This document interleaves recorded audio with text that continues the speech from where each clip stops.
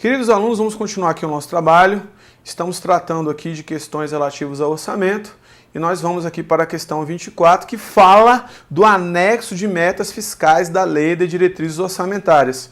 E nessa questão, que ele fala do anexo de metas fiscais da LDO, ele fala assim: é incorreto afirmar. Primeira coisa, conterá a reserva de contingência. Realmente está incorreto isso aqui, porque a reserva de contingência está na Lei Orçamentária Anual. A reserva de contingência que está na LOA é para cobrir os passivos contingentes da LDO que estão no anexo de riscos fiscais. Então a reserva de contingência não está na LDO, a reserva de contingência está na LOA, né? E a LOA, em consonância com o anexo de riscos fiscais, que são aqueles riscos pelos quais um ente federativo pode deixar de cumprir com alguma de suas metas, né? Um risco fiscal, né? Então, anexo de riscos, LDO, né? Lei Orçamentária Anual, reserva de contingência para cobrir esses riscos fiscais. Então já está errado.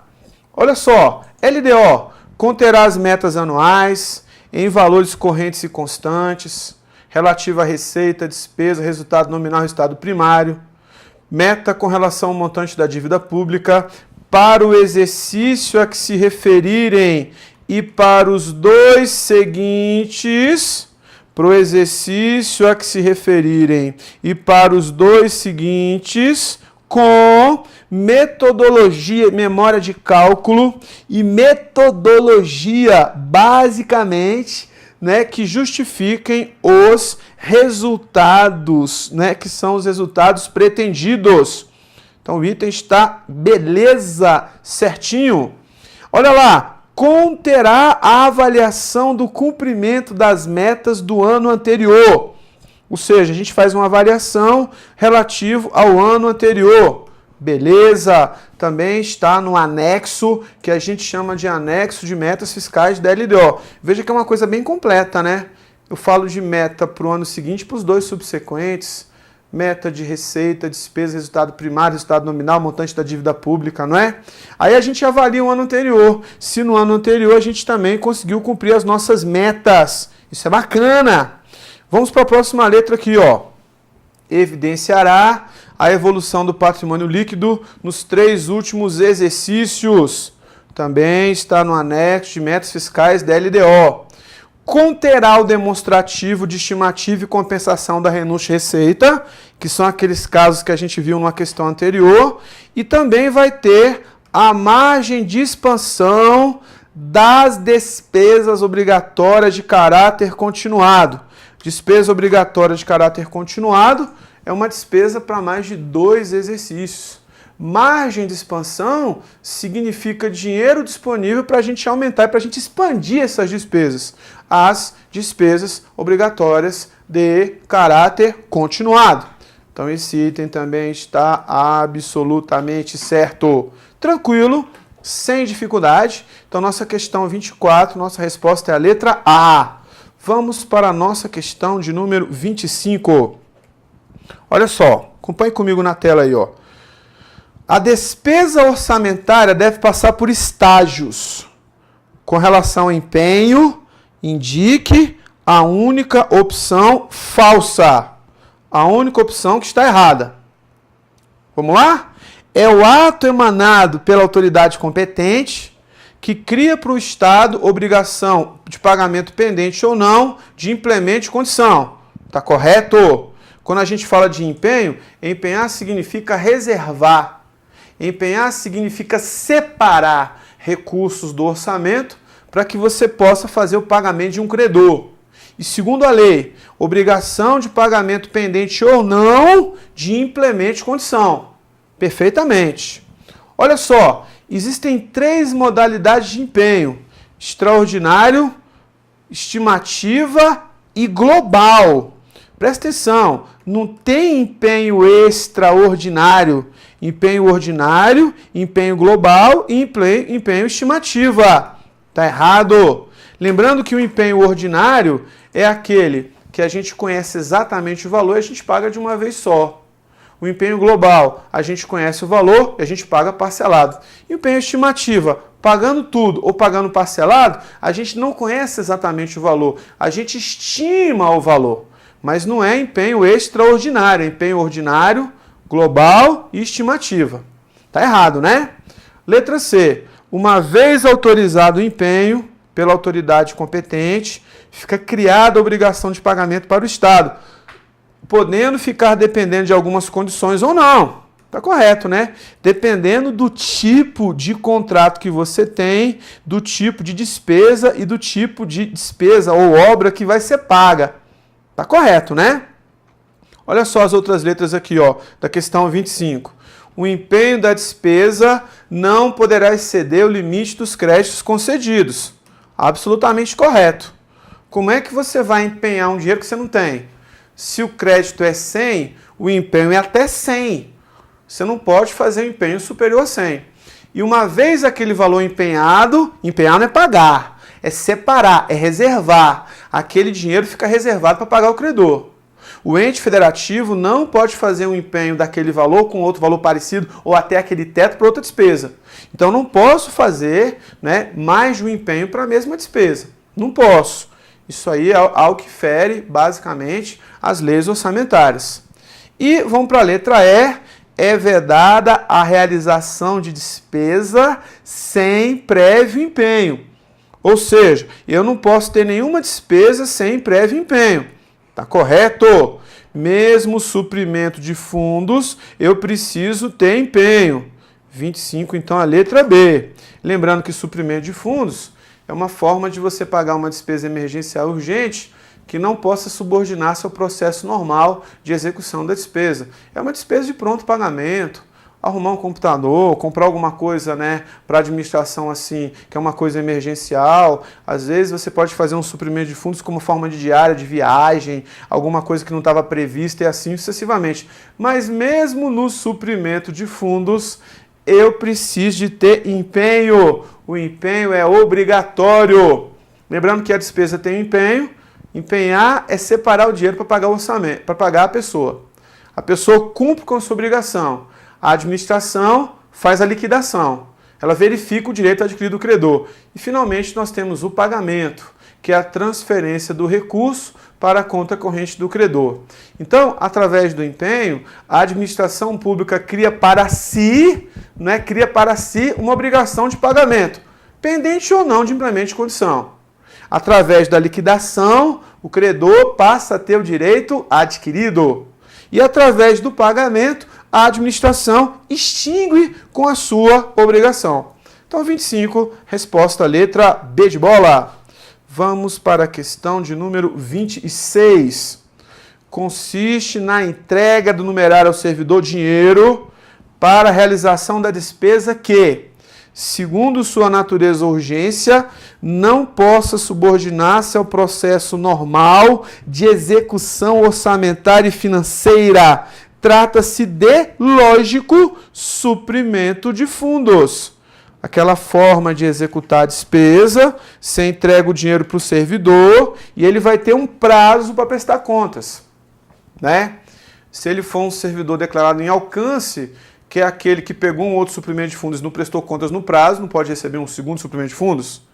Se ele já está responsável por 2, não pode receber o terceiro. Se ele é responsável pelo material a adquirir, salvo se não tiver outra pessoa, mas se ele for responsável e não tem outro, né? Ou seja, salvo, se ele é responsável, mas tem outro, ele não pode receber. Se não tiver outro, tudo bem, né? E aquele que está respondendo a inquérito, aquele também não pode receber suprimento de fundos. Tudo bem? Então, o suprimento de fundos é para você ter uma despesa emergencial urgente que não possa subordinar-se ao processo normal de execução da despesa. Geralmente, né, como é que os órgãos fazem? Você faz uma ordem bancária em favor do servidor, o servidor saca o dinheiro, está com o dinheiro na mão, e ele vai executar a despesa e tem um prazo para depois fazer a posterior prestação de contas. Então, 26, resposta letra D de dado. Vamos para a questão de número 27. Acompanhe comigo. A Lei 4.320, de 17/3/64, estatui as normas do direito financeiro, classifica as receitas públicas em corrente e de capital, indique aquela opção abaixo que representa corretamente as despesas, as receitas de capital. Lembrando que receita corrente, PIT dada, patrimonial, industrial, tributária, de contribuições, agropecuária de serviço e as provenientes de outros entes da federação.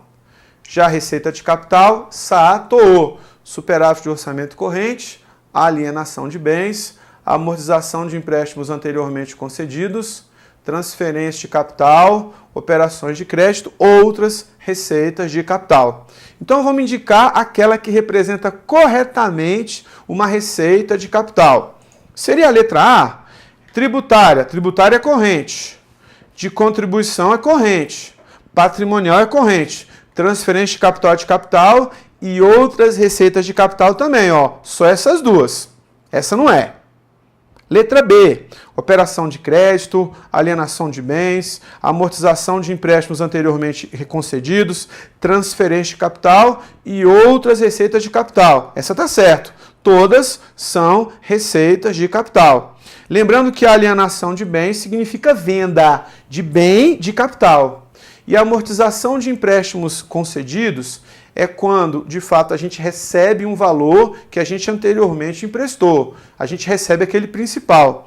Transferência de capital é quando o ente federativo repassa dinheiro para outro para investir em despesa de capital, para fazer um investimento em inversão financeira. E operação de crédito é quando a gente contrai um empréstimo. Pode ser uma aro, pode ser um outro tipo de empréstimo, sem problemas. Então, 27, letra B. As outras alternativas. Operação de crédito é de capital, alienação de bens de capital, patrimonial é corrente, agropecuária é corrente, industrial é corrente. Errado. Tributária é corrente, serviços é corrente, amortização é de capital, transferência de capital, capital, outras receitas de capital, capital. Está misturado.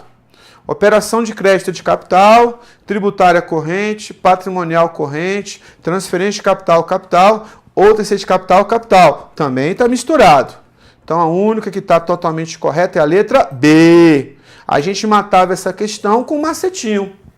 Receita corrente PIT dada, patrimonial, industrial, tributária de contribuições, agropecuária de serviço e as provenientes de outros entes. E a gente matava aqui a de capital com SAA-TOO. Superávit de orçamento corrente, alienação de bens, amortização de empréstimos concedidos, transferência de capital, operações de crédito e outras receitas de capital. Então, nossa questão 27, nossa resposta é a letra B de bola. Vamos para a questão de número 28. Acompanhe comigo. No que concerne a classificação da receita pública, é incorreto afirmar. Questão errada, hein? É incorreto afirmar. Presta atenção, eu quero a errada.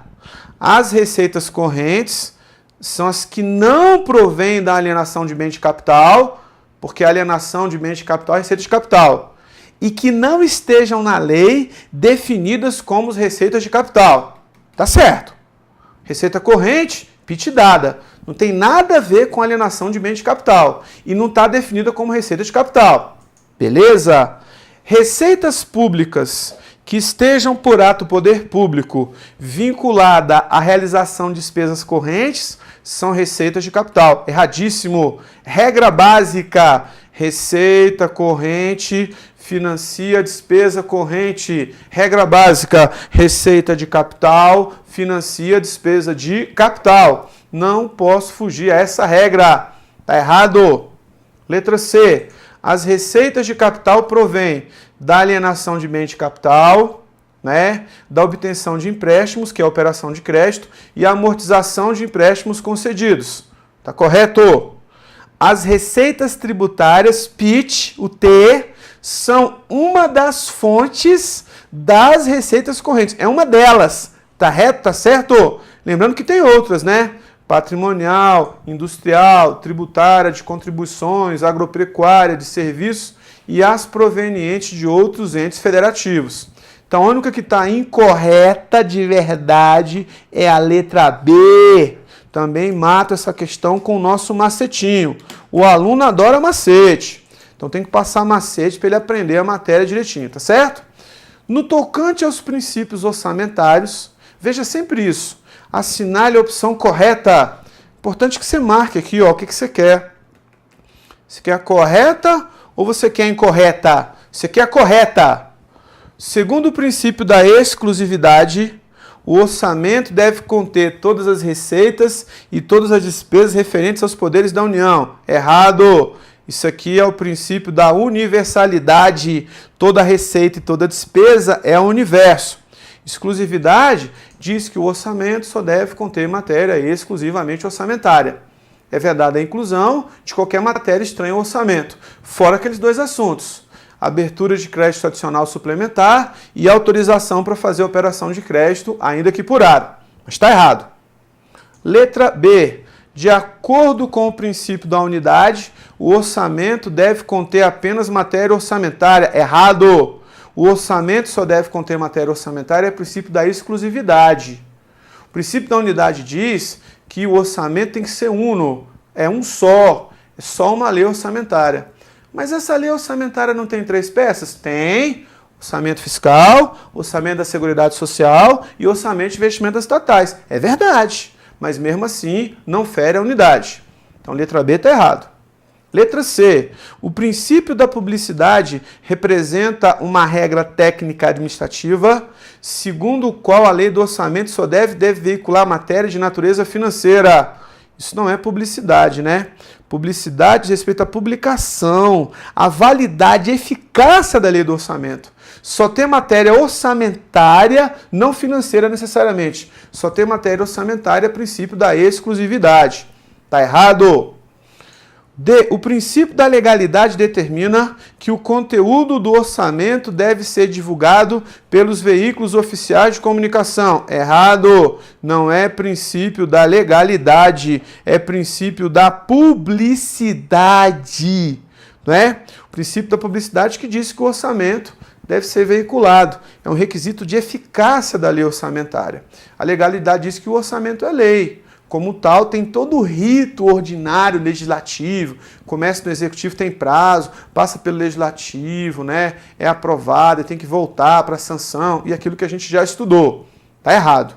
E a letra E, o princípio da unidade, que é a mesma coisa que a unicidade recomenda, que deve existir apenas um orçamento. Está correto?